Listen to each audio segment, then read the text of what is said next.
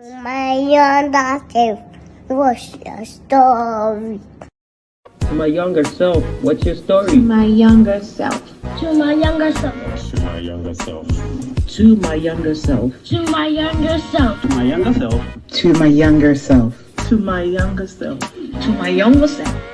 To my younger self, what's your story? To my younger self, what's your story?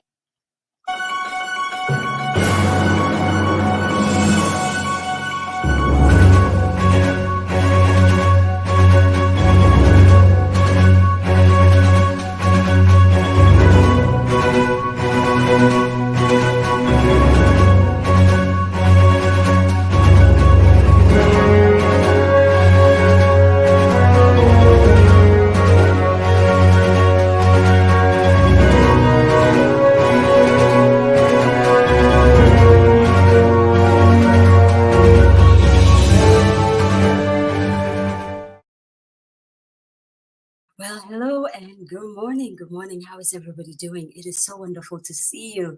How are you doing today? My name is Zoe Baraka. The show is To My Younger Self. We tell stories here. We tell stories from our past that will propel us into the future. There is a saying that if you don't know where you come from, you cannot go forward. And so that's what we do every Tuesday. We tell personal stories. Welcome to the show. It's a very exciting day today. Welcome to our Facebook friends. Thank you so much for joining us. Welcome to our LinkedIn friends. Thank you for joining us. And of course, to our YouTube friends, thank you for joining us. Listen, if you join us, can you go into the comment section and just say hello, say welcome, greet us in your local dialect, because that's what we like to do here. We like to greet each other in our local dialects and also tell people today's a great day because a legend is in the room. I feel like, again, I'm coming full circle. A legend is in the room. An African legend, an African giant is in the room, and you want people to be here because he's not here for an interview. He's here to tell stories, which is very different, right? Let us go in there and see who is here. Nana Osafo Mensa, it is wonderful to see you. Thank you so much for joining us. Mache to you. Thank you for joining us on YouTube. Invite your friends, invite your friends, invite your friends. Alrighty. I greet you. Baraka dazua to you, Sanunku dazua yaya de kakwana lafia. I really do hope you slept well. I'm greeting you in Hausa. Yaken tuma fudwela. It is wonderful to see you. I just greeted you in Kusal. Ansuma to you if you speak Wale or Dagbani. How are you doing? Thank you so much for always joining us. Ndinao to you, Wezo Leke Afua. How are you? I greeted you in Ewe.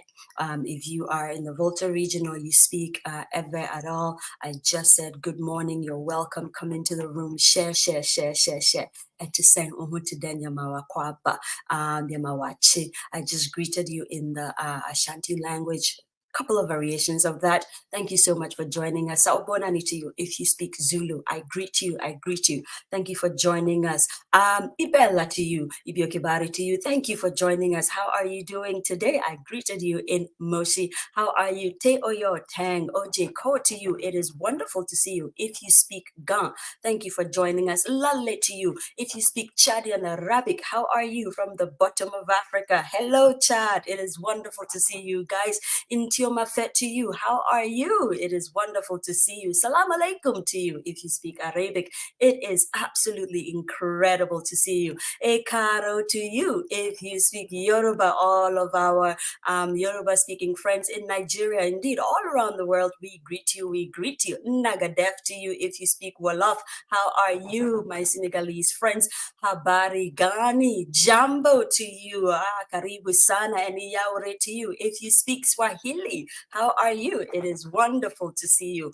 Kotong to you, Amohelang to you. If you speak Sesotho, Botswana, what's up? It is wonderful to see you. Hopefully the weather is letting up a little bit for all of you in southern parts of Africa. Thank you so much for joining us. Domilake to you. If you speak Bisa, of course, Kotoli'i to you. If you speak Fulfulde and you are Fulani, I always have to watch my words there. Akeyi to you, to all of our friends in Eiiiiish. chérie. Good morning to you. Bom dia if you speak Portuguese. Bonjour if you speak French. Buongiorno for all of our Italian friends. And of course, buenos dias, maraba, welcome, welcome, welcome. Again, the show is To My Younger Self. My name is Zoe Baraka. Listen, today a legend is in the house. Let's see, Pastor Kofi Chisa, I know you're watching us from Ghana. How are you, sir? It is wonderful to see you. Hey, all of you in the UK, what's up? And Dina, to you, my friend, Kemi Pendlebury. How are you? I like saying your name. Makes me sound very fresh and posh. Pendlebury. It sounds like some English tea that you drink. Anyway, you know I'm pulling your legs, right? Hey, share, share, share, share. Alrighty, let's go on and introduce our legend, our legend. Okay, I've told the story before. I'm going to say it real quick. This legend's name came into my peripheral when I was quite old, you know, very shamefully not to my credit at all. I don't know why, you know, but in film school, they would let us do this thing where we would learn how to do music videos. And of course, I chose the legend Youssou Ndour to do a music video, one of his songs called My Hope Is in You. And I thought I was it, right? Like, you did something. But one of my classmates did a music video on a song titled Mawei, as in, I think it means I'm finished or I am done. You know, it has a lot of meanings and connotations, but I am done playing Mawei Magrodi. And the vision and the imagery she painted, I was quite jealous. I was like, oh my God, who is this and what song is this? And that is when I started listening to this legend. That was a little over, I don't want to give away my age, but yeah, a little over 15 years ago. Let's go with that. Let's pretend that's it. But Bernard John Kobina Brako is a name that would always be synonymous with contemporary highlight music, not only in his beloved homeland of Ghana, West Africa, heyo, but all over the world. Listen, all of this, the internet is your friend. If we're going to tell you everything about Uncle Ben, you are going to just be inundated. So why don't you Google Ben Brako, and then you're going to go, oh, that's him, right? So please, please do that. Anyway, time and again, he has earned the privilege of seeing his name added to the legends of the highlight music industry. This is very, very true, time and again. Simply known as Ben Brako, or as I have decided to start calling him, M'wofa Ben. He enjoys a popularity that reaches all the way back to the 60s. Wow, I did not know that. Back to his days as a schoolboy at St. Augustine's College. It was there that he became the lead singer for the then nationally acclaimed school band Famous Flames. It was at St. Augustine's College that Ben Brako emerged and became the first ever Ghanaian to rise to national teenage pop stardom. Wow. The formidable talent and prowess of a young Ben Brako and his fellow bandmates led to the Famous Flames being in high demand all over the country as they blazed a trail and made a significant impact in the music industry during their summer holidays. Listen, the bio is long, his EPK is long, his musicology is long. You just have to go and do all of the research for yourself. I just wanted to give you a little bit of him. And also the fact that, listen, he went to one of the best schools, right? St. Augustine's, right?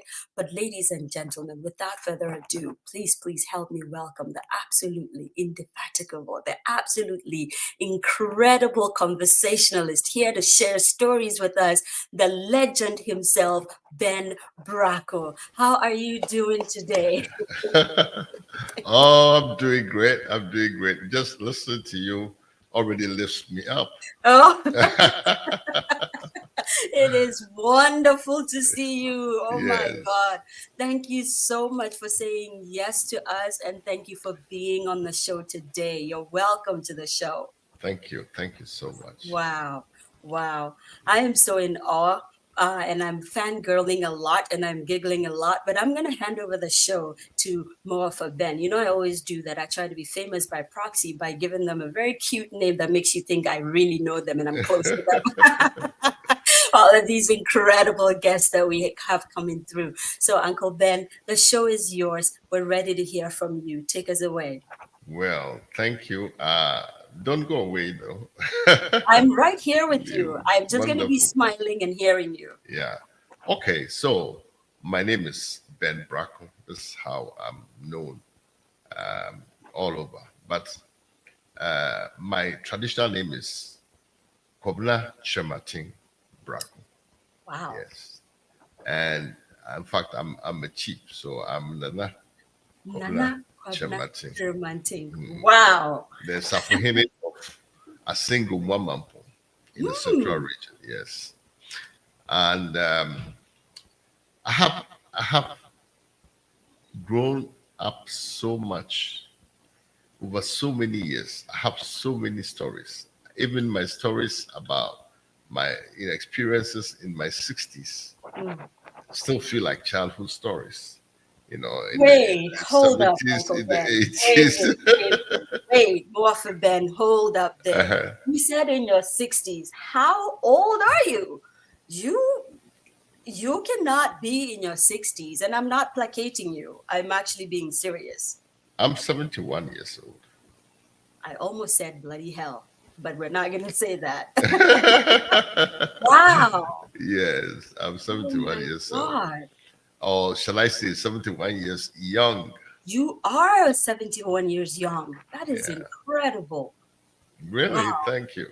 Oh God. Okay, I just had to interject there. All right, I'll be quiet. Yeah. So I'll like to tell a couple of stories, but the first one is was very important in the sense that it was an experience. You know, when we were young, we lived in so many places because my father was in agriculture, particularly cocoa. And so we used to go to various villages and stay there for years. And then when he's been transferred, we go back to my grandmother in Cape Coast. So I must have attended before secondary school at least 10 to 12 different schools. You know. Anyway, this story relates to one school called Philip Kwaku Boys School in Cape Coast. And this is at the beach near the castle. And we lived in a place called Sudu, which is almost on the outskirts of Cape Coast as you're getting towards Alisado. So it's a long, long walk. And, you know, at that time, I must have been about 5 or 6 years old, you know, but then I had my big brother, you know, that we went to school together. So at least I had company in that long walk. And strangely enough, sometimes we have to walk back for afternoon break to eat lunch and then walk back to school and then walk back. So it was a fantastic exercise, I guess. Anyway, one of these days, I don't know what happened to my brother, but I think he left the school.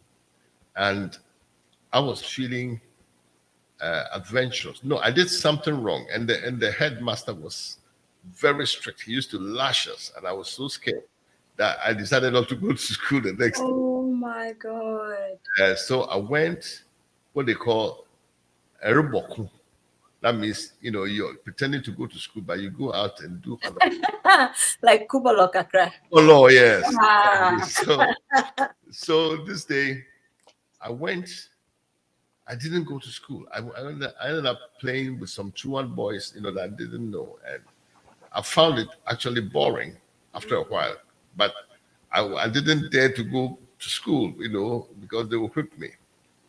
And somehow, my grandmother got wind. You know, in those days, everybody knows everybody. You know, and especially because of my color, I stood out, you know. Wow. So somebody came and hinted that, this is your grandson. I saw him playing somewhere, you know, at school time. So my grandmother, very strict disciplinarian. She also doesn't spread a whip. So, so when I got home, she didn't say anything, but she told the lady who was living with us that when I'm going to school the next day, she should follow me at a distance, make sure I don't see her.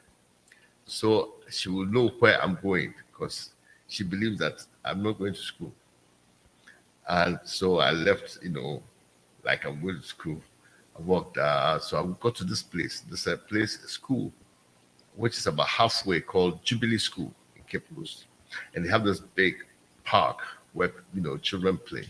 So that's where I went. It's big gutters there, with pipes in it. So we roll around it. We play football, all kinds of things. And when I got there, I wasn't sure what to do. My eyes were shifting here and there, deciding what to do. Before I knew, this woman said, "Hey, Ben." So I saw that it was this lady who lives with us. I said, "Oh, what are you doing yesterday?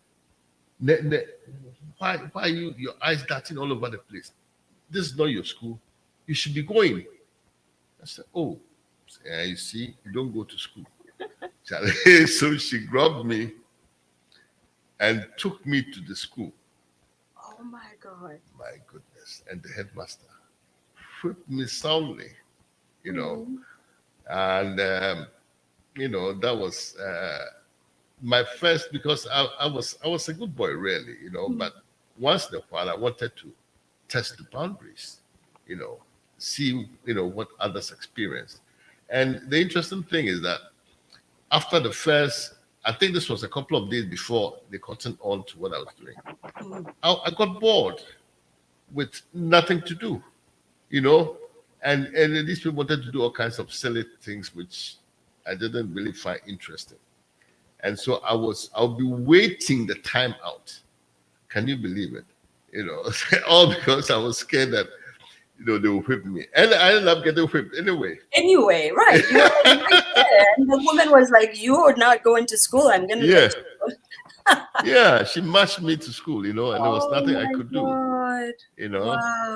So that was a great experience. And, what was the lesson you picked from that one, though? Yeah. Is there a lesson that you got from that experience? Like, go to school every day, or don't lie to your grandmother? Well, yeah, it was a good experience for me because it showed me that I can take independent decisions. Okay. And I had the opportunity to do really bad things, but I didn't, because that wasn't my intention. It was just that I messed up one way or the other, and I was finding it difficult to face up. So it taught me one lesson, that face up to take responsibility. Yes, take responsibility for your mistakes. What is the worst that could happen? A little whipping here and there. That's all. Yeah. So wow. that was a very interesting experience for me. Oh wow. Yeah. Wow. Now, another experience which few people know about me is that my father and my mother had 8 of us. Okay. And I was the heaviest by weight at birth, wow. And I was left-handed. I was so left-handed that, it was not funny, And because of that, I got into a lot of trouble because my grandmother was a strict Methodist and a disciplinarian, And, traditionally, you don't use your left when they're giving you something or you're shaking somebody. And so, as soon as I use my left, I get a slap or I get a whip, And this was bad enough at home.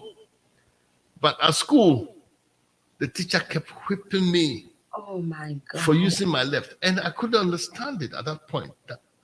What the hell is the difference? This is how I react normally. So it got so bad that apparently I one time I went into convulsions. Oh, Yes, I went into convulsions because I felt so oppressed and right. unhappy. Oh my I God. couldn't understand, and I went into this convulsions and actually passed out.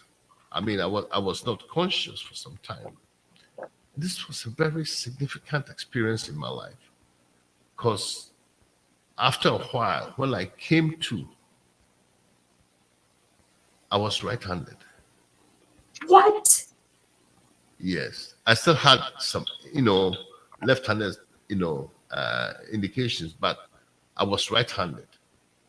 And the thing that was even more significant about this thing was that I had lost like a year, that I couldn't remember. You see what I mean? So I think the experience was so bad that it just my Your spirit, brain blocked. just everything. blanked it out, and it's like I had to catch up. So like within my family, my big brother, didn't understand what was happening to me and used to tease me that I'm slow. I was afraid of chickens.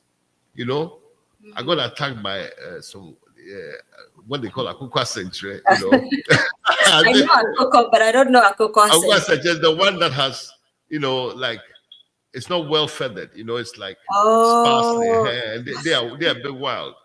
And so I was scared of chicken. And at that age, I should have been used to chickens. Because we live in the areas where we actually had chickens all over. And then one of the things that I was really scared of was sharp noises, like when they fire muskets. I would just run. Disorient you. Yeah, and even the motorbikes of those days were very loud. When they started motorbike, I would just, get scared and run. So it took me some time to catch up to my age, because I was also being teased as being slow, a bit dumb, that kind of thing. And my brother didn't spare me at all, but it was good for me because it made me react, and I fought back, and then it took me a long time, but I caught up, and it taught me taught me a few lessons that you've got to believe in yourself, you've got to fight to get to where you want, because people are unforgiving. They don't understand you, they don't know your issues, and they just make assumptions. So the important thing is that I wasn't bitter about this.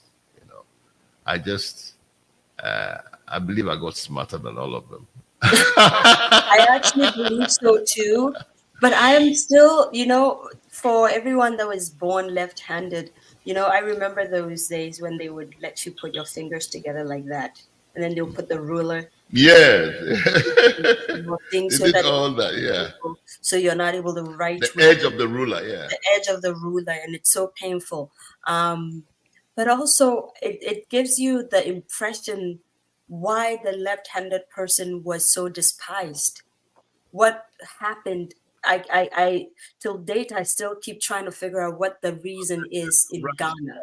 to it, and the rationale, as I came to find out, is that when you go to toilet, you use your left hand to wipe yourself,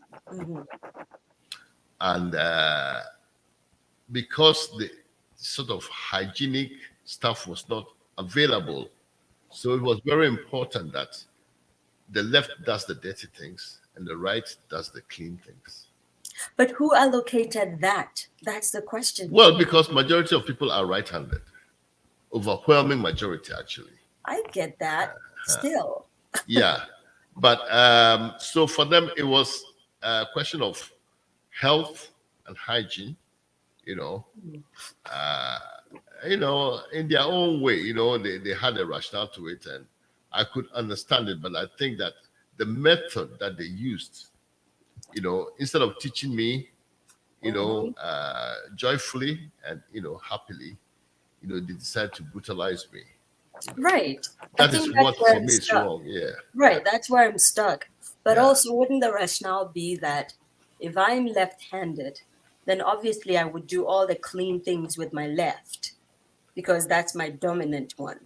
So then obviously whatever dirt you think I am doing with my right, it would mean that you probably don't even want my right hand because it's not a dominant hand. So that's probably what would do the dirty stuff, if that's the rationale they had behind it. I mean, that's what I'm thinking, right? No, because like if most people were right-handed, but they will use their left to do the dirty things. Now, you are left-handed, okay? And you're not aware of this rationale. So you use your left hand for everything. You see what I mean? So the left was deliberately marked out for the dirty. And I still have such a difficulty with that. I really do. But the unfortunate part of this whole thing is the fact that you blanked out, and when you came to, you'd lost a whole year. Yeah. Which probably was very psychological, but unfortunately, I guess because of our history or our culture or the way we just grow up, kids are never thought to have psychological issues or even given the time of day with that, right? So if you went through any kind of trauma, you didn't even have a chance to process it. In fact, they made it worse for you by laughing at you. And I think it's a phenomenon that occurs more in the households who think that they have, progressed. Like they, some of them are schooled, and they, like my grandmother was married to a white man. Church and everything. So it was like they felt that they were a cut above the traditional society, and which makes me question, wouldn't they have known then? I mean, at that point, I guess maybe even white people didn't realize what psychology was because your grandfather would have known. That I never met my grandfather. Met him. Okay, I never get met it. him. Yeah. Wow. And I don't know how he would have been like, but my grandmother, you see, that's one of the fallacies we have in African and third world countries, that the people who think they know everything are rather the ignorant people. True, yes. Because they don't know enough about traditional wisdom and knowledge base, and the rationale behind several, many cultural, acts. Yeah. They don't know because they weren't brought up in the culture. Because of school. School takes you away and, and then gives you some indoctrinates you and makes you think that everything about your traditional society is wrong. So they think that because they know the white man's way, at least a bit, that they are better. Okay. But they don't know their own way, and they don't know the white man's way. Like the white man. So they're lost, You're just stuck in the middle there, very uncomfortable middle. But they don't know that. You're not going and you're not coming. You're just they feel so superior. Yes. Yeah. I absolutely agree to that. Wow. Listen, if you just joined us, this is To My Younger Self. And of course, my name is Zoe Baraka. I'm in the studio with M'wofa Ben Brako. There's a funny story behind that because I said to him, I have another Uncle Ben. I call him Uncle Ben, Uncle Ben. So if I call him Uncle Ben, I will be confused. And then so I said, how do they say my uncle in Fanti? And he says M'wofa. And I said, that's what I'm going to call you. So that's where we are. But we're in the studio with the incredible legend, Ben Brako, and he's shared some incredible stories. If you missed it, please, you definitely need to do a replay when you come in. When you come, you start to replay again sometime later in the week, because I know a lot of you watch us during the week now because of work schedules and the fact that we're up early on Tuesdays. What's up with that on this show? We're trying to change that, I promise. But what I wanted to do was I went searching looking for this particular song that really captivated me about Uncle Ben. And I couldn't find the music video of it, but we're going to use it as our closing outro today. But this particular one definitely got my attention, and we're going to play it just so you see the beauty of the arrangement of the songs. I was taken aback because I got to see some incredible things that I'd forgotten about. It gave me a lot of nostalgia, and it also gives me the vibe of good love, like just being in love with a good person, and this is a song that our Uncle Ben, I guess, produced and definitely arranged and sang in it and all that.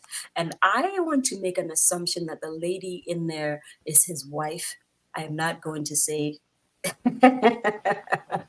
I'm not going. I will let him say that. But here we go. Hopefully, I got it right. I think I did. Here we go. Coming up, guys.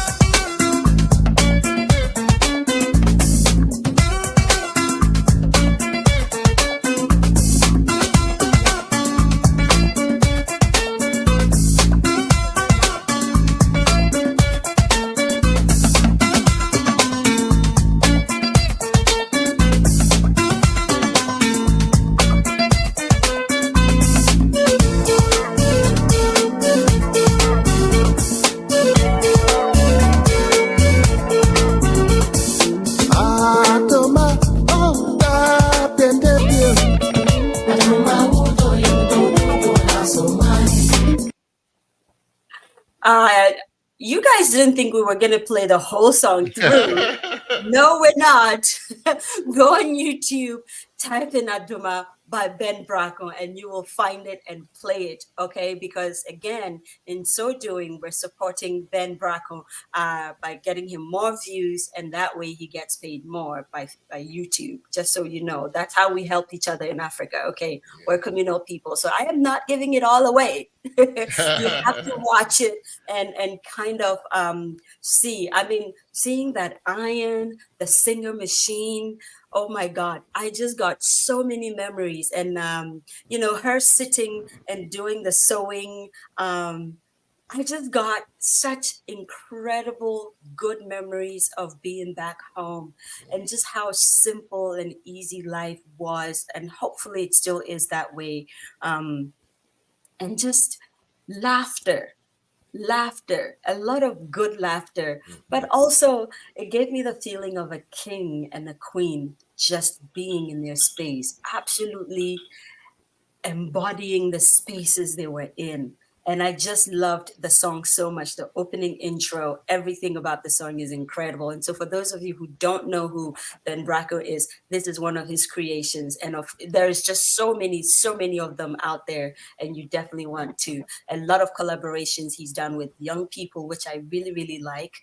And I think this week, that's what I did. I just imbibed myself with a lot of Ben Brako songs, you know, and you should do that. It would just give you such incredible, good memories of being in Africa, you know. All right, Uncle Ben, over to you. I thought I should surprise you with that one. Yeah, incidentally, that track is called Adoma.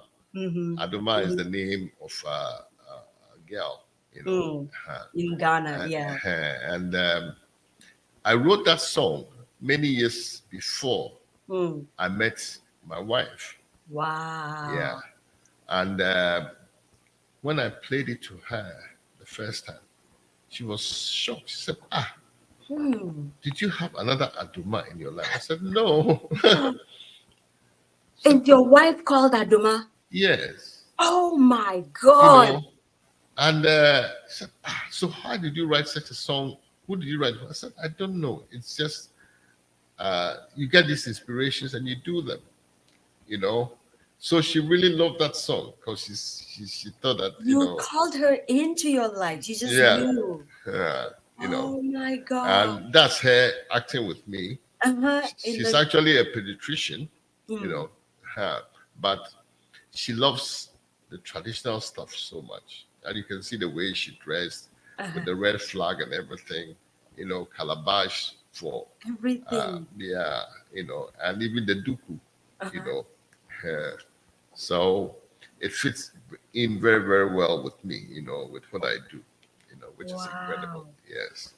Oh my God. Now I really want to hear the story of how you met. But that's not why we're here. Because I'm thinking, wait, when you met her and her name was Adoma, for example, did you go, I have a song titled Adoma. Yeah, I should hook up with her, you know?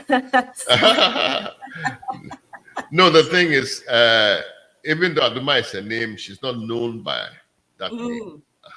So it was a revelation to me myself when she heard the song. Much later. Yeah. Oh my God. And there's something else I want to tell you, Zoe, that you didn't know, but I'm revealing today that you are actually named after me. What? You see, they wanted to call you Brako, but they couldn't pronounce it well, so it ended up Baraka. First of all, sure, I'll take it. But what does Brako mean? Brako is like the struggle of life. You know, the struggle of life. You know, life, even living alone is a kind of struggle, not a bad struggle, but it's an effort. You know, and to live right, it takes, you know, a lot of work, intention, and, you know, application. So that is what Brako is. Oh, so bra is life. Bra is life, yes. And then ko is fight. Yes. So life fight. Yeah. Man, our languages are just so beautiful. You never think about these things until somebody opens the veil a little bit and you go, I get that. That is incredible. You know, maybe I was named after you because life has been throwing me a couple of doozies, and I feel like I'm always like in a boxing match or something, always fighting with life or something. So who knows? Maybe that's what it was, and they didn't know, and they added another A and another A. No. And it became something else. I don't know. Yeah. I know you have way more stories to share with us, so I thought I would give you a little bit of a break with the song, and then you know. You can continue. So let me share this other story, which I was much more grown up. I went to the University of Ghana to study agricultural science, agricultural economics is what I specialized in, actually. I cannot reconcile you with that. Every single time I'm like, agricultural? Huh? Yes. I actually taught agricultural science in Achimota for a year for my national service, yes. Yeah. You know. Anyway, the story here is very interesting because it opened my eyes to things that I was aware of, but had not taken notes of. You know, I could see them, but I didn't put any import on them. So for my dissertation, for my degree, I was asked to go and collect data on some cocoa farms in a village called Namong, near Ofinso in the Ashanti region. And I was given a week's budget, you know. So I was instructed that when I go there, in Ofinso, there'll be a cocoa office from the Ministry of Agriculture, Cocoa Affairs.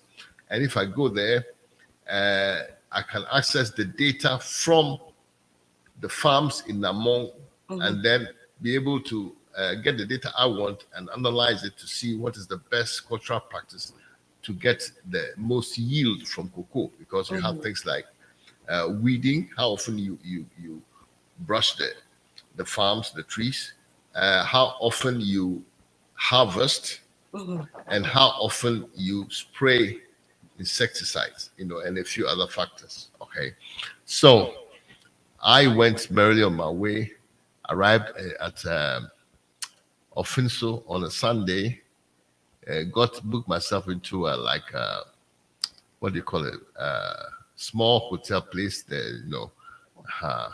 And the first thing on the Monday, I went to the office, you know, feeling very good. Very official. So, very, very university-like. Yeah, university, young man, you know, finished, you know, full of great, you know, enthusiasm. So I got there. So I said, can I talk to the chief? They took me to the head of the place. So what can I do for you? I said, well, I'm here to collect data on cocoa farms, you know, in Namong, you know, to do my dissertation. So, to collect what? I said, the data, you know, like the yield, you know, the various practices they do on their farms, so that we can analyze it and, you know, determine the optimum number of practices for each, you know, each practice, you know, like how many times you weed, how many times you spray, how many times you harvest and all that. So, and who told you we have such data here? We don't keep such things. Oh my God. It says here, all we do is that we supply insecticides, you know, to the farms. And, you know, later on, the messenger told me that they don't supply, they just sell them. You know, anyway, that's by the by. So he said, look, if you like, I will let the messenger take you to this village. You know, then you meet the farmers themselves, and then they can tell you what they do, and you collect your data. Oh So, my wow. God. Yes. So it changed the whole plan. You know, I was just supposed to go to the office, collect my data, a couple of days, you know, and then maybe go and visit some of the farms, but, you know, that was even an extra. So that very day, because it was morning, I said, then let's get cracking, because, you know, it's going to, and you have to walk about 3 to 5 miles in the bushes from Ofinso to get to Namong, you know.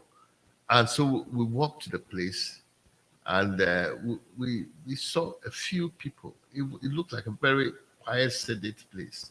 And there were not many people, children, mothers, and old men, and those who are sick.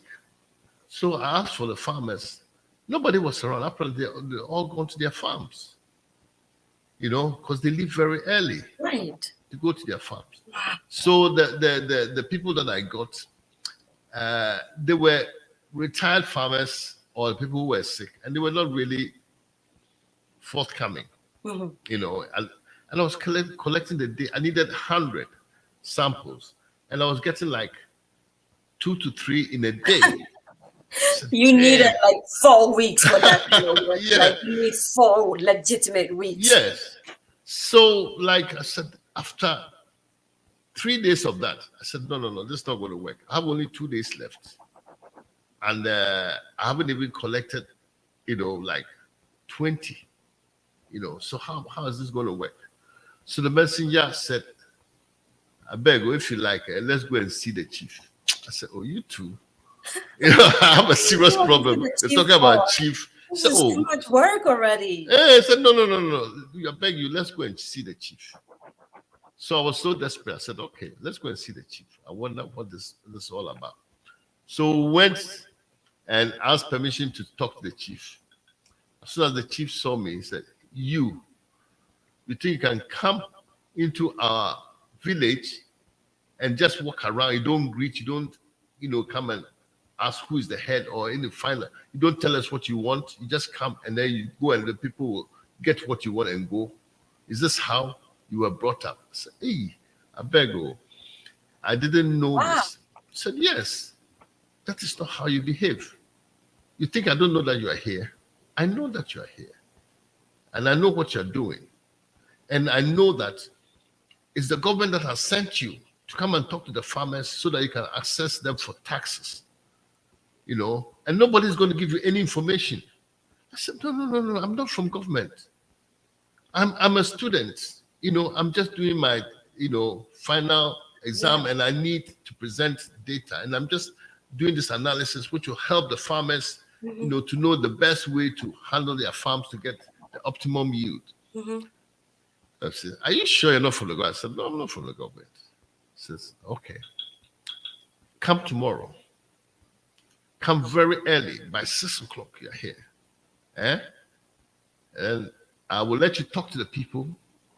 And if they agree with you, they'll give you what you want. So I thanked him. I apologized again for not knowing the right protocol. And then I left with this messenger. So the messenger saved my life there. Anyway, we went back and he said, we have to go early. We have to go early. The chief has said, can be there by 6. Charlie, we had to walk and all that. So me too, I got ready by 6. Before we got there, it was about 6:30. And I swear, what I saw, I will never forget it. The whole goddamn village was assembled, Wow. Yes, the whole, and the chief was sitting there in state and everybody was there, And the chief, when he said, I told you to be here at 6. You're wasting our time. These people, they would have to go to their farms. So. If they get angry, they'll go and then, so he said, anyway, you are here. And he told them what happened the previous day that I came to see him. He accused me of being from the government. And I denied it. I said I'm a student. So he said, okay, he will let me talk to you people. And if you agree, you give him what he wants. So I started speaking Twi. And, my Twi was not, a bit incoherent, and I just wasn't cutting it. Then the messenger said, I should let him because he's of the area. Yes. And he too was talking off point, was saying all kinds of things. So always the case. Right? I took over again. I said, look. So I started speaking in English because that's where I could, eloquate myself well. And they were not obviously not following me. So I started using big words. And they said, Massa, it's okay. Stop it. You, whatever you want, we'll give you because we have to go to the farms. What you're saying, but we don't understand. But we'll give you. Oh my God. They formed 5 tables, with my questionnaires on. And within a question of an hour, I had all the data I needed. You had all 100, maybe more. All 100. I mean, I prepared for 100, maybe a few spares, but I mean, I was amazed. Wow.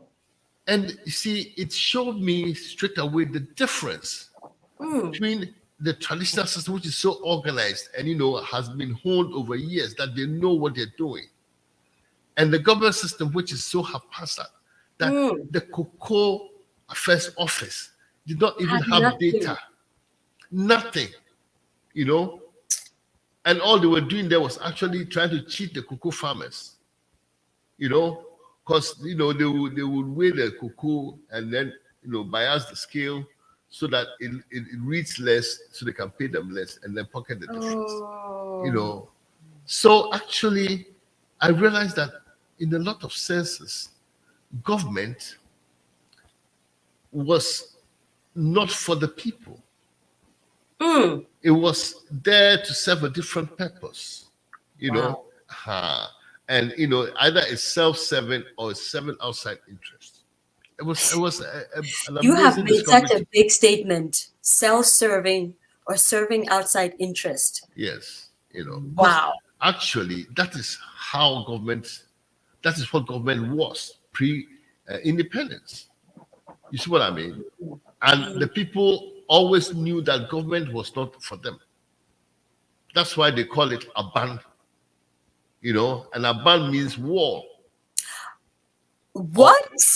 Or garrison or prison. I never knew that. Yes, that is what a ban means when they say. So a ban is the Akan name for government. Oh, wow. Okay. And you see, when you understand this, it explains a lot about governance in Ghana. Because everybody, they say, Aban, you understand what that means? No. It means that you don't carry it, you don't use your effort on it, you drag it behind you. It's like a rabid dog that you are trying to get back home. You just drag it, That is the traditional attitude towards government. They don't trust government. And then that's why when I went to the village, they thought I'd come from government to try and take taxes off them, more taxes, Yes. And as soon as I was able to reassure them that I'm not from government, they relaxed and saw me as a friend. Wow. Yeah, and that taught me a lot about how actually organized the traditional system is. Okay, because it was a direct experience. Even though I lived in villages before, I never actually had a real experience as such like this, and I was very young then. But this taught me. So I began to think about all the things I'd seen, and I realized that these people were so organized.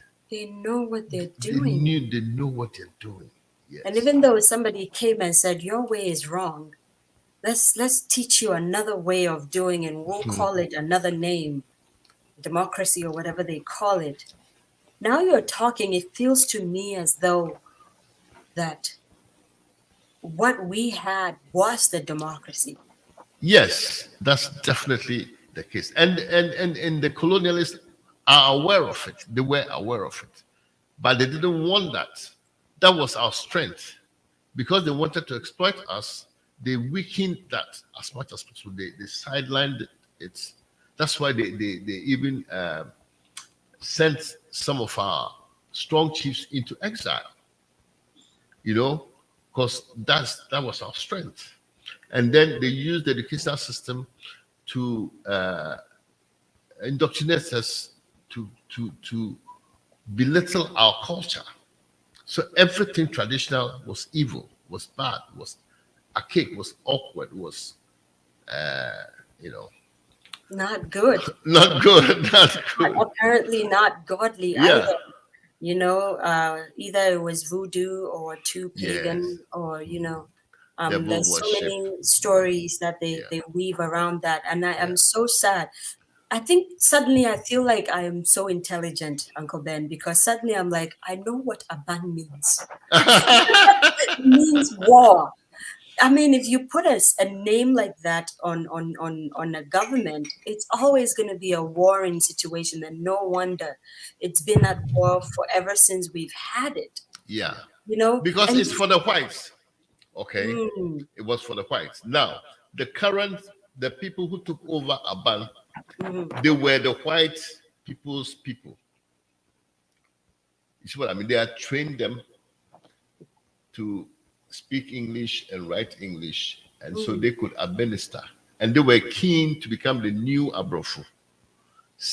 Get into their bungalows, get their cars and their allowances, and the tiny little black rickety cars. Yeah, so they were white. so happy. They became the leaders in the communities because the Abrofu were the leaders.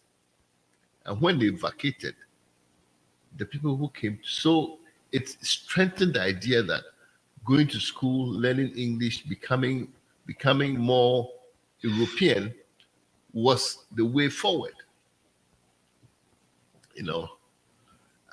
And somebody said it's still happening. It is very still true. happening. Auntie Doris is so true. Yeah. It's even worse now, This your experience is so incredible to me because I'm imagining it as in a film. And I don't know at what time of day you met the chief for the first time, but let's say you met the chief even the morning of the day you went to meet him or in the afternoon.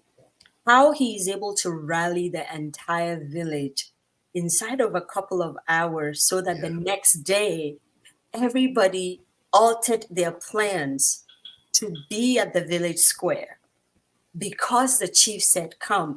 Obviously, it wasn't I don't think it was an autonomy, as in because the chief said it, you have to be there. I'm sure they had ways of saying, oh, I can't make it or whatever. But for one reason or another, the chief had said it. And so they all showed up. Inside of a couple of hours, that organization is highly tactical. Yeah, because you see, they work as a unit. And this is one of the things that we are losing, which is so sad, because they see themselves as a unit, okay? And the chief is one of them. You understand? They work, they have systems that make sense, because you have like the families, okay? And it's the extended families, because it's the same bloodline, right? And then the families have what they call Ebusia Penyin, the head of the family. Now, the different Ebusia Penyins of the different families come together, and then they choose a head who becomes the Odikro, okay? So the Ebusia Penyin himself is... Odikro is... Does that mean, loosely translated, he eats the city? it was literally, it would mean that, I'm trying to be very historical right now. Is that what Odikro means? He has the city, okay. Yeah. So the Odikro really represents the crew, the small, each family or group of families come together to form a small, like, hamlet or something within the... So that is the head of those families. They come together and choose one. And so they empower the Odikro. The Odikro has to have the agreement of the majority of the families to, in decision making. And then the Odikros also come together and choose what they call the sub-chief.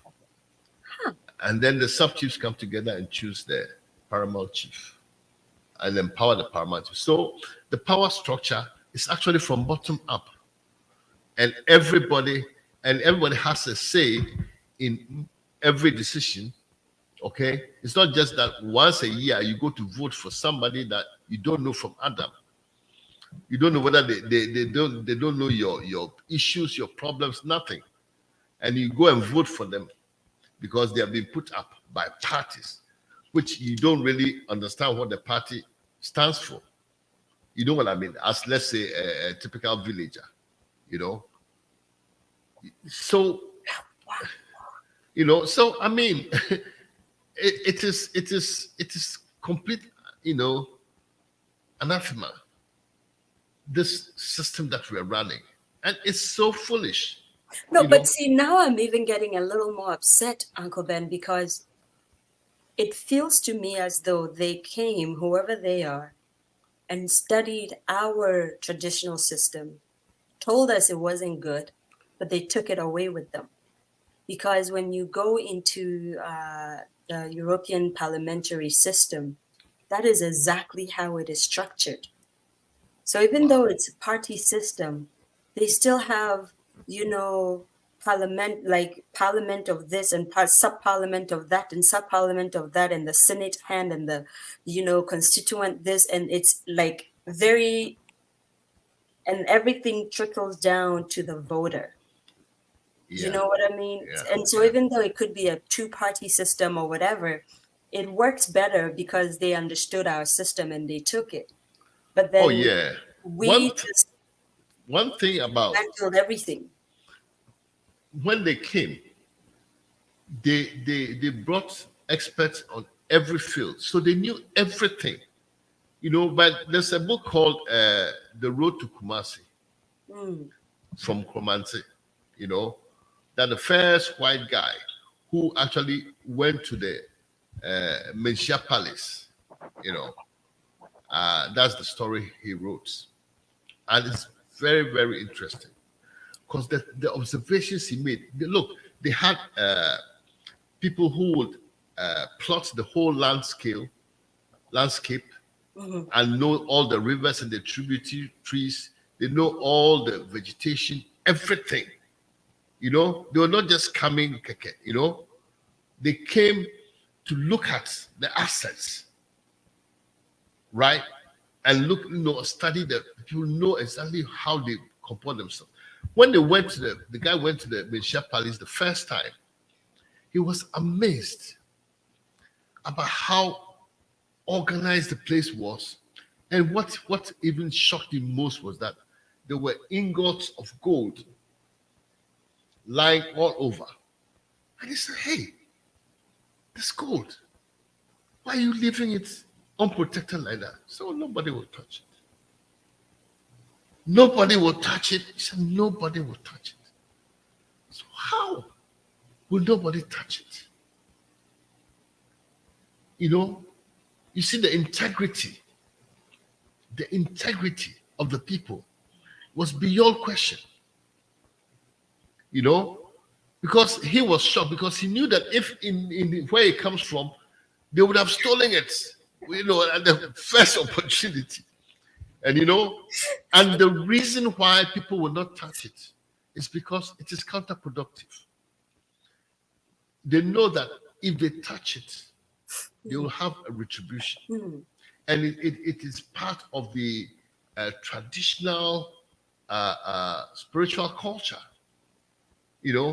that they have a way of catching whoever the culprit is. And because they have it by experience, they know that you can't do that. And besides, there's enough for everybody in a way. See, that is the difference between us and them. They come from a place of scarcity, of harsh climate and everything.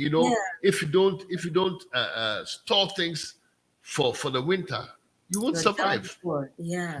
And then you have to attack other people and take theirs to survive. So it bred in them a culture of cavorting other people's things. Right. Whereas we had everything. I mean, you don't even have to farm. You will eat. You just walk, and you see fruits and this and that. Coming and that. Out of, Wow, your story is so deep. We can skin it in so many ways. It's yes, and a culture of exploitation. Thank you, Madam Producer. It's crazy, right? Auntie Doris says, "Sir, if you stand, I'll campaign for you." We need wise, knowledgeable leaders. And then she apologizes for politics because we're not a political platform at all. The truth of the matter is, going by Uncle Ben's story, then he wouldn't have had to stand for anything at all, because then just by birth order or pecking order, his family would nominate him to become the Ebusia Penyin. Or if he became Obusia, and I'm really trying to plot it in my mind, it became Ebusia Penyin, and then the cohort of all the Ibusiampenians will now choose him as the Odikro, right? And Yes, then the various Ibusia right, pennies will and come then together and choose. the cohort of the various Odikros will now choose one as a sub chief. So then he will now become a sub chief. And then the cohort of all the sub chiefs will now choose him as a paramount chief. But do you see how it goes? It's based on his integrity, how hard he works for the community, and a couple of other things. But it wouldn't be that he went to say, I am the best candidate, choose me and I'll bring you good fortune.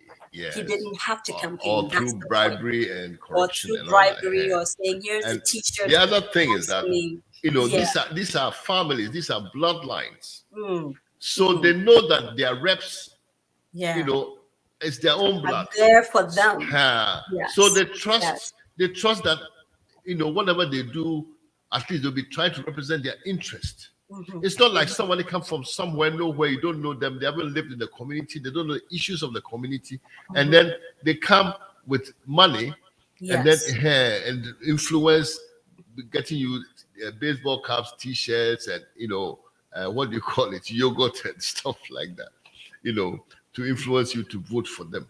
And you never hear from them again for 4 years. 4 years. And then they come back and do it again. It's almost like every single time they're pulling a magic trick and saying, you know, here's some magic. Oh, hey. And then they come and steal your money. And then in 4 years, they come and bribe you with your own money. And then they do it again. And they do it again. And this is the most important question today. How did we lose our way? And guys, it feels like we veered away from storytelling. I promise you, though, this is all storytelling, because guess what? Uncle Ben has succeeded in teaching us a couple of words. I just learned the meaning of his name, Brako. We learned the meaning of the name Aban in Ashanti. Now I'm very curious. I want to go and ask my father, what do we call government in my native dialect? Because I want to understand it, meaning that it's actually war. It is not peace. The government is actually war. That's what our people thought of it and named it that. I have learned the highly organized, skillful way traditionally we were set up. And if we could just figure out a way to go back there a little bit, you know, so this is all storytelling. It's just historical storytelling, which I am absolutely loving, because we hardly ever really get that on this platform. So this is really, really good. It's like once in a lifetime history lesson right here. But exactly, how did we lose our way? And I feel like I know the answer to this. If all of the history books are right, or at least some of them are right, we know how we lost our way a little bit. We let it happen to us. And we didn't learn how to fight for ourselves. And here we are. And unfortunately, those of us who, I think everyone who is an African that lives in another part of the world, like some of us are, maybe we're not doing a lot of justice to Africa right now, because we didn't stay and become a part of the solution. You know, we unfortunately thought we wanted some other kind of life. And we've gotten that. Yeah. And I don't know. To think about it, you know, because you realize the number of Ghanaians who have benefited from our educational system. Okay. We all leave. Spend so many resources training them, and they end up serving other economies. Okay. And that is our resource. That brain drain drain for free. Yes. It's not even just the brain drain, but the fact that it takes so much to bring them to speed. Okay. But don't forget that they are trained to serve those systems, because here we don't have that kind of structure of system. Okay. So when you put them here, they don't know what to do. But if you put them in a structured system and say this, they'll follow it faithfully, and they work even better than the native people there. You know what I mean? Yes. So you know, it's all beginning to make sense that they were doing all this for their own interest and not ours. and our people fare for it. Yes. It's so interesting. I one of my cousins told me this, and then I looked it up and read it myself. But a couple of, I don't know, maybe months or weeks ago, and I won't mention the name of the nation, but one of the Western nations was having an issue with their health system and trying to infuse money into the health system for insurance and all that. And they didn't know where to get it from the national coffers. And the leader said this. He says, "Oh, we can find the money very easily in a couple of months. We will just increase immigration fees. And we can cover that in a few months. We'll just increase immigration fees and all the immigration laws and stuff like that." So what they've essentially done is they've made the country, that particular country, they made it a little easier for people to be able to come from Africa mostly. And when they said reform their immigration and they would get it from immigration, they literally meant we'll get it from immigration fees in Africa. That's really it. And I want to believe they actually did. In a few months, they got billions. Yes. Yes. Billions. Yes. Yes. And I think now I'm in just in a state of recourse as I'm listening to you, and I'm going, my God, this conversation is a wake-up call to all of us. I like the easiness of things where I am. You can just get on your phone and do a banking thing. You can you can call, and customer service is right there being nice to you, even if they don't want to be nice to you. And there's so many systems where we come from that don't work. You can't even get someone on the phone. Yeah. But that's the other thing. I mean, yeah. I think that the nature of technology now is working in our favor. If only we knew how to, we thought about how best to exploit it. Because look, mobile phone now is making it easily possible all over Africa now to do banking without having to go to a banking hall. Oh, but you do. Even now, you still do. You kind of still have to go to the bank for one reason or another. In certain places, they have advanced it so well. They've been very innovative. Kenya, them, Yes. In Rwanda, and Botswana, they are doing stuff. But we insist on just following what the white man has taught us, and we are, Ghana, we're now so behind. It's not funny. You see what I mean? And we have to know that when people come to us and they are not like us, they don't speak like us, they don't behave like us, they are not from our midst, then they are out to do us injury. Okay? Because they must have a certain, why would they want to represent us if they are not part of us?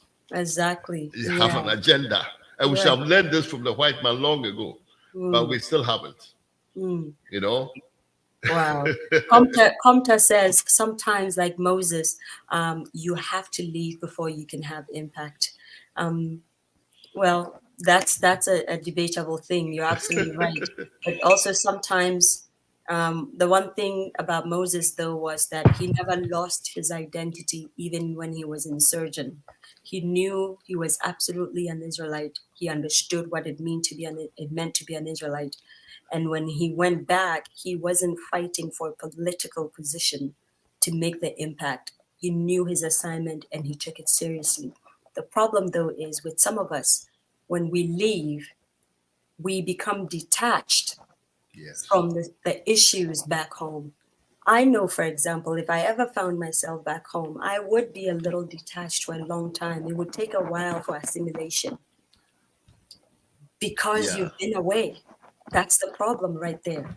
So it's Look, you defined this thing very clearly when you started this program, and you said that if you don't know where you're coming from, you cannot know where you're going. Where you're going. You know, and this is us in a nutshell.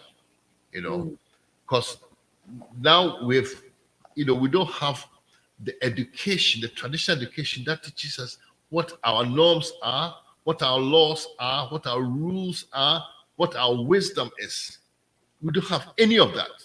You know, we don't even know how to speak, for crying out loud. You know, how to address, people, the right way.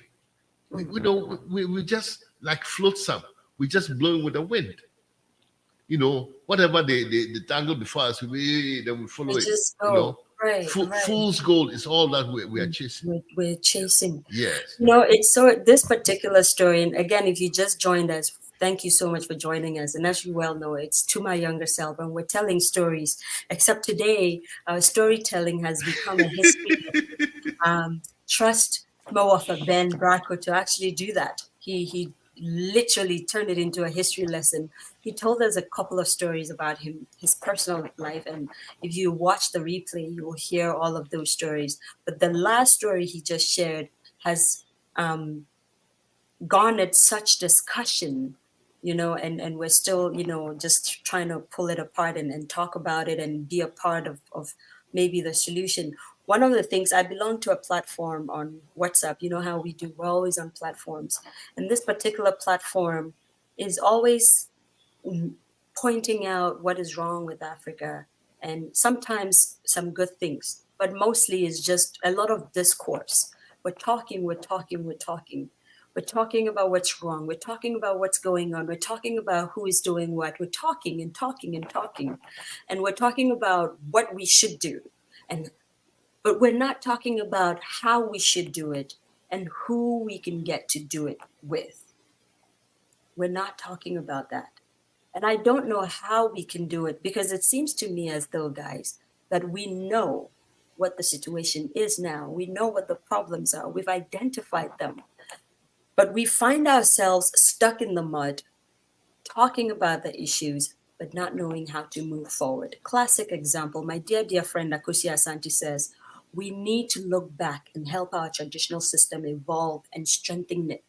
Who is the we? The we question. That is the Who is the we? Core of the thing. We, that is who believe that if you say that you are a Ghanaian, so what does it mean to say you're a Ghanaian?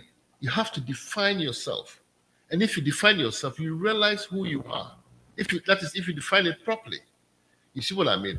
And the thing is, we talk a lot, but we don't do anything.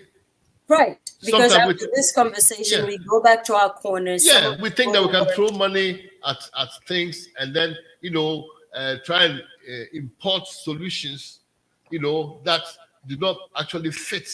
These important solutions have never worked. And they still don't work. You look at our police force, look at our civil service. They don't make sense. Because, they treat ordinary Ghanaians as if they are strangers. And then, who are these people? Who are these bush people? They can't even speak English. What are they looking for here? Look, my friend, this is not your place. Go. In the traditional communities, they hate the police. I'm telling you, if you have a problem with somebody, you take them to the police, that means you're trying to kill them. They take you as an enemy, even though it's just a problem, because they're supposed to solve within the community. You go to the police, it becomes a whole different matter. It's a question of how much you can bribe them. It becomes a question of who pays more. It becomes rather protracted. And then you have to go to court. How can we use a court system that is not traditional, and we expect our people to get justice? They don't even understand how it works. And you see, the court system is adversarial. Our system is conciliatory. It's not adversarial. We try to bridge things. We try to make things work. We try to bring peace. It's not like, I'm right, you are wrong. I win, you lose. So the problem is that I think there's pros and cons, and we just need to figure out how to get all the pros without the cons. Because no, I didn't experience it, but I heard people talk about this, especially in the court system back home, where let's say a woman is wronged in one or another. The common thread would be, for lack of a better term, she's raped, for example. Instead of getting justice for the woman, especially sometimes in a court, in a traditional system, in the bid to become conciliatory, the woman does not get full justice for what may have just happened to her. In fact, it is normally just swept under the carpet. The point I'm trying to make is that there is very good points for the traditional system. There is also some, not all, not mostly, but some good points for the judiciary system. How do we reconcile both and get both the best of both worlds for our benefit in a workable system? Maybe that's where we're headed, because there will definitely be, honestly, right now, I feel like I'm Trevor Noah, because I'm sitting here going, I'm literally picking this thing apart in my brain and thinking there are good points, there are bad points. How do we? No system is perfect. Exactly. Let's say that. And there will always be some issues about any system that is not consistent with what we're looking for. Okay. But the basis is that we have a system that everybody understands and knows how to operate. Okay. Now, every system in this world is trying to improve and be better. So as we go along, things that we used to do that we see that it's not working for us, we change them. But at least we're all coming from a common ground. Okay? You cannot just get a perfect system. Okay? You just have to get a system that informs everybody, that everybody knows that this is how it works. It's like when you're in a village, you have an issue, right? You know where to go. Okay? You can tell your Bushiapenyi, your family, they will inform the Odiko before you know it is gone to the chief's court. And then they address, if they can't solve it, then they give it some time, and then take advice, and then try and solve it. But you know where to get redress. But an ordinary person in this so-called modern system, they have no idea what to do. That they have to go and hire a lawyer, even it's an issue. Okay? You see what I mean?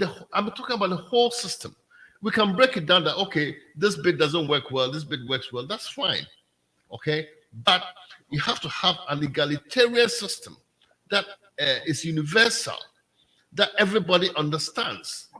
And then you can evolve it, with all your modern knowledge and stuff, so-called modern knowledge. Hey, you can evolve it, but carry everybody along with you.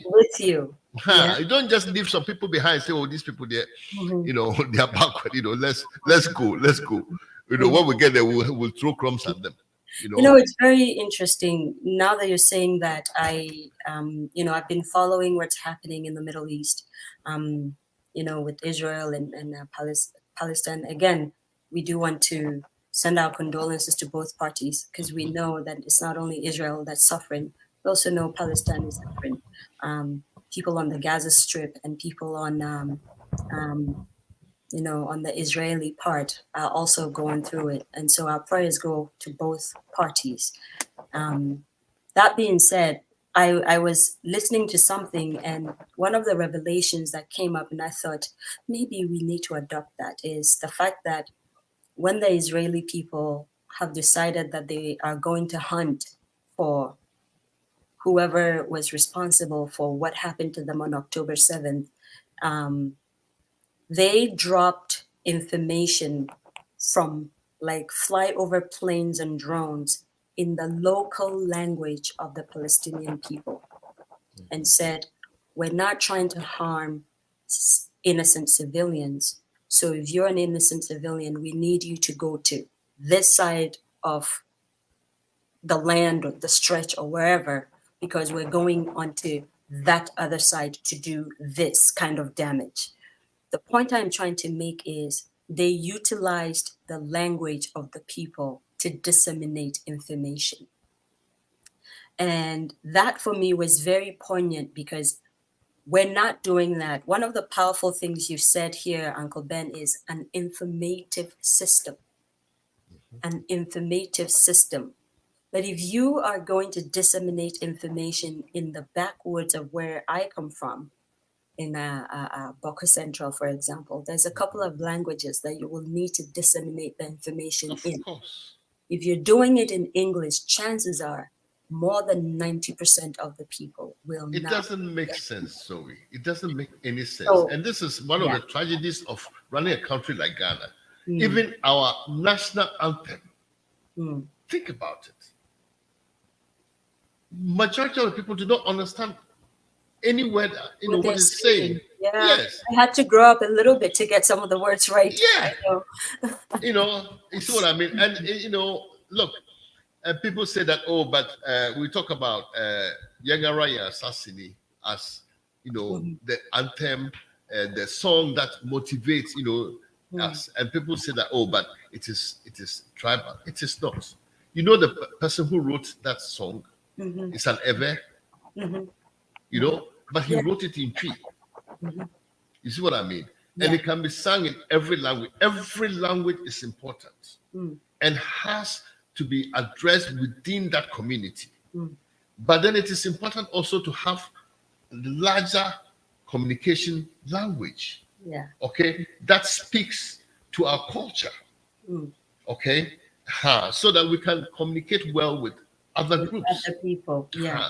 But every community has to teach its language, just as it has to teach its culture to the youth, so that they know who they are. They have to know their history. They have to know their heritage. They have to know their customs and their culture. Yeah. But especially their language. And they have to be educated in their own language. Very, very crucial. Why? Because as soon as you say you're going to get an education, but you have to learn English first, it tells you that your language is inferior.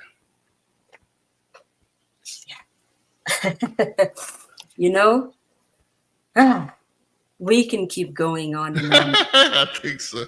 And we started off with storytelling, and I think Uncle Ben has a way of bringing the conversation. I know. I'm so sorry. No, don't. I think we needed this today. You've put a lot of things in perspective for me personally, and I know for a lot of people. And so nobody's saying that travel is not good, because listen, Uncle Ben and I were talking about these things, and you are joining us. Most of you are joining us not living in Ghana, right? Situations have forced some of us to not live in Ghana at the moment. I think Uncle Ben, Doris Eshan is absolutely in awe of you. I think I saw in the comments somewhere, she says that, sir, full disclosures, with Zoe's endorsement, connect me for educational purposes, exclusively history. Oh my God. And so these conversations are important. We need to keep talking about them. But I think for me, I am starting to get to the point where I say, after the conversation, where does the buck actually really start? Where does the action actually really start? And I'm imagining, as a filmmaker, a world where almost all Ghanaians living outside of Ghana or outside of Africa have gone back to their home countries with their skills and talent and development, and are putting their hands to the plow. And all of you know that I co-authored a book, titled Letters of Hope to My Younger Self. And we got to interview a lot of incredible people. Two of those incredible people was Abba Keito's dad, Ambassador Keito Annan, and then, of course, my father, Galileo Akom. And between those two men, who are elderly gentlemen, and I'm sure Uncle Ben will testify to this, when they talked about the beginning of Ghana's independence, both of them made a very important statement. They said, we were excited about the country. We were excited to be a part of something bigger than us. We were excited to work, and we wanted to work. We didn't need the pay. We just wanted to be a part of something great, because Ghana had just gained independence and every young person was happy and excited to put their hands to the plow. And I think one of them described it as it was a frenzy. There was a frenzied energy in Ghana. And every time I think about that conversation, I go, when do we get that frenzied energy back? And when do we get our youth to stop trying to leave the country? And where do I get, me personally, where do I get the audacity to even tell other people, do not leave the country when I have left the country? That's just a few things to leave you with. And maybe my very small rant will help us all to redefine and recalibrate and reconfigure where we're going with our lives and how we want to be a part of the nation building instead of the nation talkers. Okay. And with that being said, I will be quiet and I will acknowledge a few people. For those of you who are donors on the platform, I want to say thank you. Thank you so much for being incredible donors. Of course, Opulence Group Real Estate. Thank you for being one of our top sponsors. You're based in North Carolina. Mr. Emmanuel Oforideku, thank you so very much for being one of our top sponsors. We truly appreciate you. There's a couple of you who send us monthly donations. We want to acknowledge you. Auntie Araba, we want to say thank you. Auntie Jane Fiorito, you know, we refer to everyone as auntie and uncle here. It's one of our traditional things that we do back home. Auntie Rose Machayo, thank you. Auntie B of Exceptional Care, thank you so very much. In the same spirit, we're always saying that it's better to patronize Africa when we're talking about African storytelling so much, right? And so, hey, our dear Uncle Echo Fisho, who actually was the facilitator of me meeting M'wofa Ben, Uncle Fisho, I was truly expecting you to be here today, so I'm going to call you and give you a hard time. Where are you? But Music for Your Quality Feet is live every Sunday at 4 p.m. EST, and it's just a gathering of people from all around the world just listening to good music like Uncle Ben's songs and just interacting with each other and doing good charity work. Wear Ghana by Irabna and her team. Core Designs by the absolutely beautiful Ruby Bois. M. Sims by the incredibly talented Mabel Simpson. Ryle by Design by Ryle Adam out of Nyack, New York. Avonzige Bridal, the just luminary Avonzige Augustina. Humanity Chat by Marge, who we have decided to name the Oyaban of Hope. Sis, wherever you are, I respect you. Thank you so much for being a part of my story. Keys and Credo by Nana Sapon, the absolutely funny Nana Sapon. Horseman Shoes, Calm Beats, Caveman Watches, and so many more. Guys, we want to thank you. We want to thank you. We want to thank you. One of the things I want to leave you with is that nothing or no thing happens or starts in a vacuum. You need to keep pushing. You need to keep asking. You need to keep doing, and it will work if you work it. Okay, that's my nugget for you this week. Uncle Ben or M'wofa Ben, what would be the last thing you want to leave us with before we sign off today? Just that very important thing for any grown-up is to know yourself. And when you know yourself, it means you have defined yourself and you appreciate where you're coming from and be part of the movement forward. Okay? You're not an island. You're part of a community. You're part of the world. You're part of a unit. And be a good part. Thank you.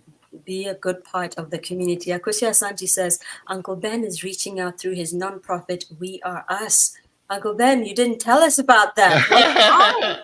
We didn't have enough time. No, but you must tell us about We Are Us. That is actually the vehicle we're trying to use to re-empower our communities, okay, our culture and our traditions, so that they know that they are equal to or better than anybody else. They can solve their own problems. They don't need to wait on government or for cement, to build health posts, or they can solve the problems from their traditional ethos alone. So that is what I think is doing something about it. Got to do something about it, not just talk. Wow. And I'm so glad, because I kept saying, we're talking, where do we begin?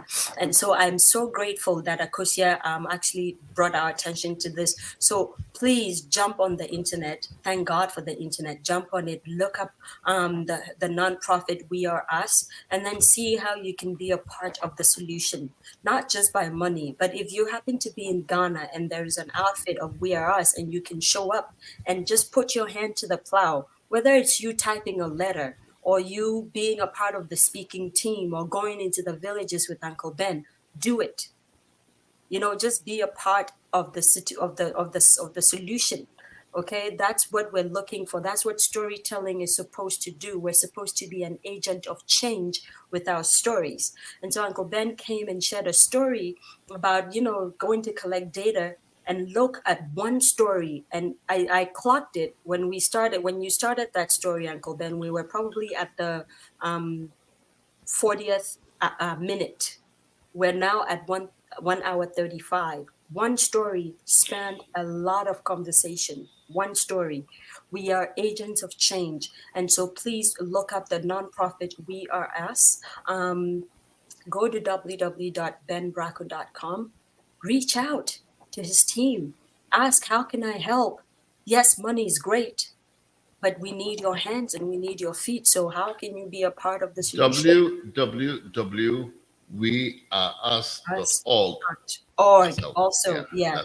So that's there too, www.weareus. I like that so much. We are us. We are part of each other. We are it. There's nothing else. There's nobody else. weareus.org, O-R-G, and be a part of this conversation. Our producer says that great conversation. I'll have to watch the replay, lots of perspective. But then she goes on to say, Uncle Ben, this one is for you. Uncle Ben needs to come back. wearing my producer hat here.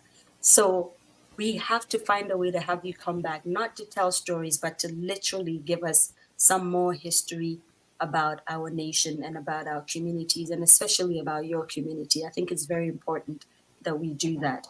And so everybody's saying, thank you, Uncle Ben. We truly appreciate you. I, for one, I'm very, very lucky to be able to say that I speak to the incredible, absolutely indefatigable Ben Brako. The reason being that it's not just a 10-minute conversation.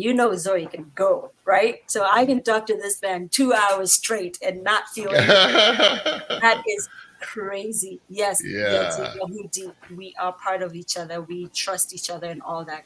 Guys, it's been fun. And today I have the absolute pleasure of closing today with one of my favorites of Uncle Ben's songs, Miriam Magrodi. And so we will see you next week. Actually, I think we're on a break next week. If I'm not mistaken, I'll have to check. But we might be on a break next week. If not, we'll see you. Okay? Uncle Ben, what a wonderful conversationalist you are. I absolutely am in awe of you. You make it so easy. You Thank you. I really appreciate that. Thank you so much for saying that.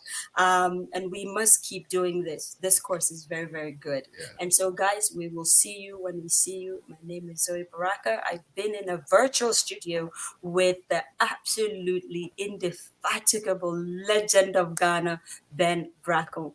And I will see you next week, or maybe not. We don't know. But you want to say goodbye? We love you. Have a great, great, great week. Bye, guys. Bye. Thank you.